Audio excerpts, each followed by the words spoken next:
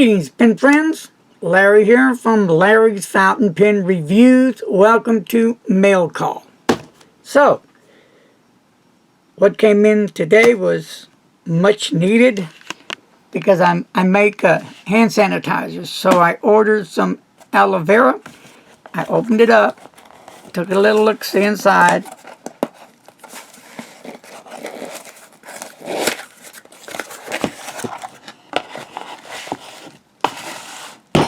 And there it is. Really nice aloe vera waiting for me to make some hand sanitizers, which I'll show you how I make my hand sanitizers, okay? And I actually ordered 2 bottles, but for some reason only one got here, and I did contact the seller, and she was very apologetic, and looks like one of the bottles packages got lost in shipment, but it may come up tomorrow.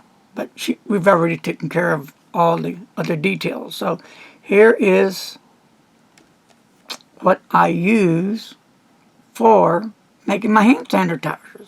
And my alcohol is by the desk, so I will be doing a review and we can have some fun making some hand sanitizers. That's going to wrap up this mail call visit, my friends. Be safe, wash your hands as always.